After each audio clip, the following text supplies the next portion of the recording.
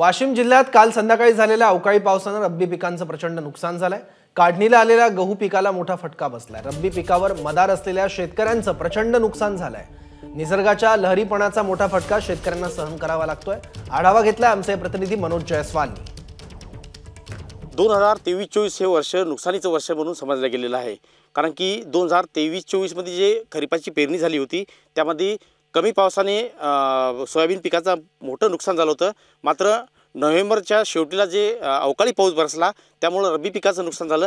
तर आता रब्बी पीक जे काढणीच्या हंगामात होतं त्या पिकालाही मोठा अवकाळी पावसाचा फटका बसल्याचं चित्र आहे। मी सध्या टणका या भागामध्ये आणि या शिवारामध्ये आपण पाहू शकतो गहू असा हे भरण्याच्या अवस्थेत असताना हे पूर्णपणे कालच्या जे 2 तास जे पाऊस झाला आहे अवकाळी पाऊस त्यांनी पूर्णपणे हे गहू असा पूर्ण झोपलेला आहे। 4 एकरातली तूर विकली, 3000 रुपये आले आणि ते 3000 रुपये मी बँकेवाल्याला दिले हात जोडून। साहेब एवढ्या पैशावर तुम्ही धकवाधकवी करा, आम्हाला काही वेळ द्या असं म्हणून 3000 रुपये दिले साहेब। अहो साहेब काय सांगता हो, आता गहू मी असा गेला काय करावं। किती एकर गहू पेरा तुमचा? 4 एकर गहू आहे साहेब, सगळा 4 एकर गहू असा झाला हो। 4 एकर गहू गेला, तुरही तशीच गेली। सोयाबीनला काय भाव मिळते? सोयाबीन 7000 रुपये एकरी खर्च येते साहेब, आणि आता फक्त 3000 रुपये 2000 रुपये एकरी आम्हाला सोयाबीन उत्पन्न झालं। आणि सोयाबीन बाजारात नेलं तर 4042 रुपये काय।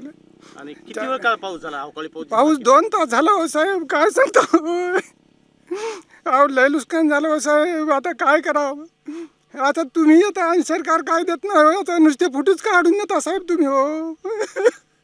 एकूणच शेतकऱ्याचे हे अश्रून या नुकसानीची गंभीरता लक्षात येत आहे। झालेलं नुकसान किमान सरकारनं नुकसान तरी भरपाई करून द्यावी अशी मागणी आता शेतकऱ्यांकडून होत आहे। मनोज जयस्वाल, एबीपी माझा, वाशिम। एबीपी माझा, उघडा डोळे बघा नीट।